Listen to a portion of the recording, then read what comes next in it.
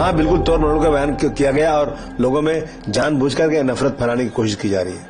यह दर्शाता है कि ये भारतीय संस्कृति, भारतीय परंपरा से कितनी नफरत और हिकारत करते हैं। औरंगजेब को अच्छा कहना ये तो महापाप है और इसलिए ये अबू आजमी इन्होंने माफी मांगनी चाहिए।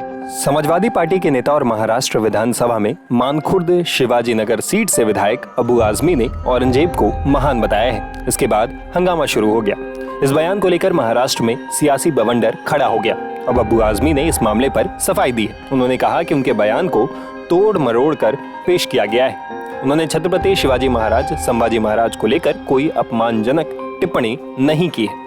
मैंने कोई बयान नहीं दिया, मैंने कोई प्रेस कॉन्फ्रेंस नहीं बुलाया। मैं जब असेंबली खत्म हुई बाहर निकला तो आप जैसे टीवी वालों ने मुझसे कहा कि आसाम के मुख्यमंत्री ने राहुल गांधी का मुआवजा जो है किया है औरंगजेब रहमतुल्लाह अलैह से किया है, तो क्या बोलना है आपका इस पे। तो मैंने वो जो हिस्टोरियन ने बोला है, मैंने उन हिस्टोरियन का नाम मैं आपको बोलता हूँ।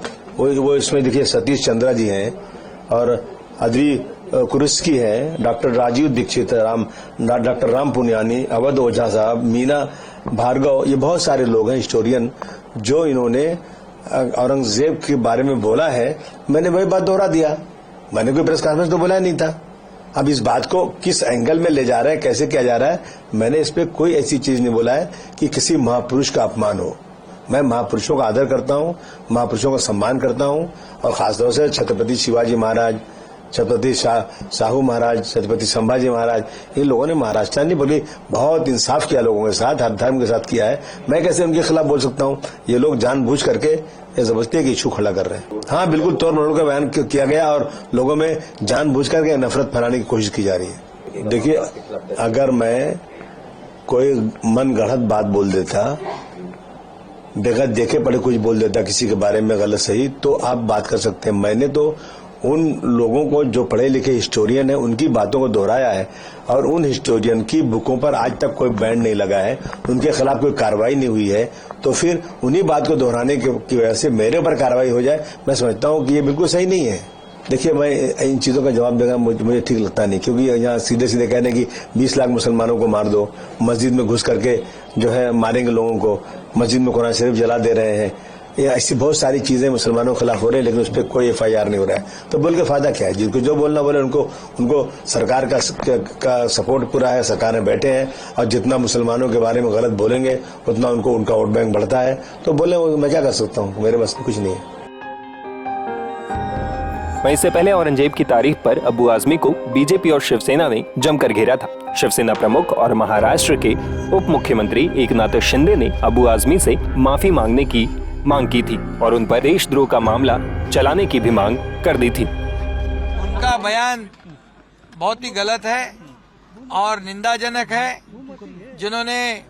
जो औरंगजेब ने छत्रपति संभाजी महाराज को 40 दिन इनका हलाल किया है, अत्याचार किया है, उनके नाखून निकाले, आंख निकाले, चमड़ी उधेड़ दी, जीभ जबान काट दी, ऐसे औरंगजेब को अच्छा कहना ये तो महापाप है और इसलिए ये अबू आजमी इन्होंने माफी मांगनी चाहिए।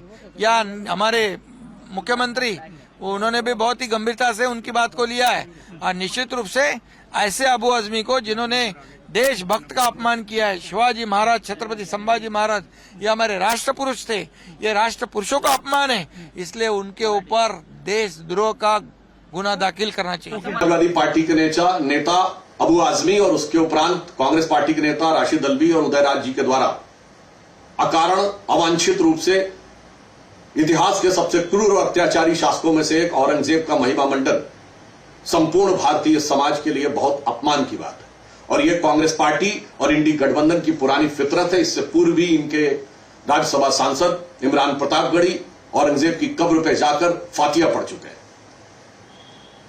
इससे बात बहुत साफ हो गई है कि यह अपने इरेडिकेशन ऑफ सनातन धर्म अर्थात हिंदू धर्म के समूल नाश के अभियान में किसी भी सीमा और किसी भी निम्नता तक जाने को तैयार है।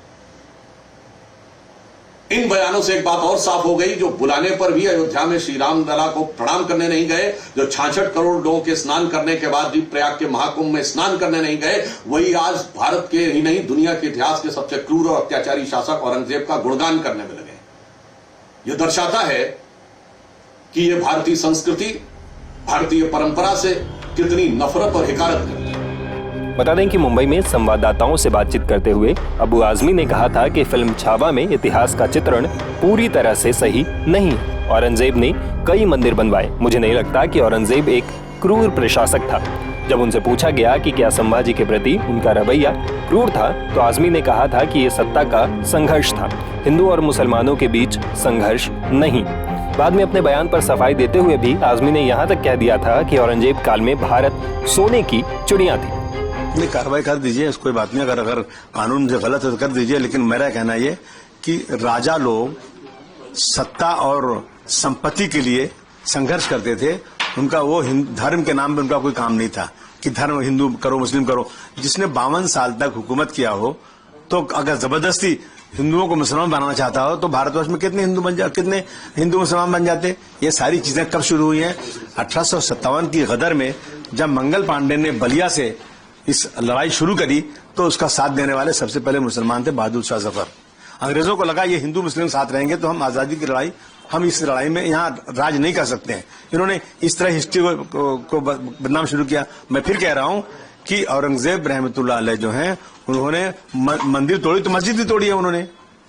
गोलकुंडा की मस्जिद की जो ताना राजा थे, ताना शाह क्या नाम था उसका, उसकी मस्जिद तोड़ा उन्होंने, वहां पे मंदिर भी तोड़ा। अगर तो क्या वजह है उसकी पता लगाना चाहिए। लेकिन अगर वो हिंदू के खिलाफ होते तो 34% हिंदू उनके साथ नहीं रहते और उनका सिपह सालार हिंदू नहीं रहता। मेरा कहना है कि इसको हिंदू मुस्लिम एंगल से नहीं देखना चाहिए। और ये सच है कि उनके राज में भारतवर्ष सोने की चिड़िया था। भारतवर्ष 24% यहाँ का वो था। भारतवर्ष की सीमा अफगानिस्तान और बर्मा तक थी। तो ये कौन मिटा सकता है? हिस्ट्री से कौन मिटा सकता है? अगर आप इन सब बातों को लाएंगे तो हम करेंगे, लेकिन फिर मैं कहूंगा कि इसमें हिंदू मुस्लिम का एंगल देने की कोई जरूरत नहीं। अभी की कई सारी सरकारों ने औरंगजेब को क्रूर शासक जो है दर्शाया है, और ऐसे में कई सारे राजनीतिक नेताओं के तरफ से बयान भी आए। जैसे टी राजा ने कई बार मांग की कि औरंगजेब की कबर को जो हटा देना चाहिए, उसको बुलडोजर चलवा देना चाहिए। टी राजा जैसे लोग चाहते हैं कि मुसलमानों को मार के फेंक दो, 20 लाख मुसलमानों को एक साथ मार दो, इस देश को हिंदू राष्ट्र बना दो, मुसलमानों को जो संविधान से हक मिला उसे छीन लो। ये तो वही लोग कर रहे हैं जो नफरत फैलाना चाहते हैं। हर चीज को एक ही चश्मे से देखना, हिंदू मुस्लिम। उप मुख्यमंत्री एकनाथ शिंदे जी ने कहा है कि आपका बयान काफी आपत्तिजनक है। इसको लेकर वो मुख्यमंत्री से कहेंगे कि आपके ऊपर कार्रवाई करें और आपसे माफी मांगने की भी अपील की। नहीं, मैं देखिए, ऐसा है कि सत्ता के अहंकार में हर बात नहीं बोलना चाहिए। देश जो है ना संविधान से चलेगा, सबको बोलने का हक है। मैं किसी हिंदू भाई के खिलाफ बोलूं तो मुझे आप कहिए। मैं तो कह रहा हूं कि वो हिंदुओं के साथ ही थे। उन्होंने 34% हिंदू उनके साथ, उनके उसमें रियायत उनमें थे, उनके सरकार में थे। तो इस तरह की बातें, सच्चाई सुनने की क्या तकलीफ है? और उसी औरंगजेब रहमतुल्लाह अलैह की के नाम की सड़क दिल्ली में आज से नहीं है, जब से आजादी जब से बनी हुई थी, 2014 के बाद से ये सब चीजें शुरू हो गई हैं।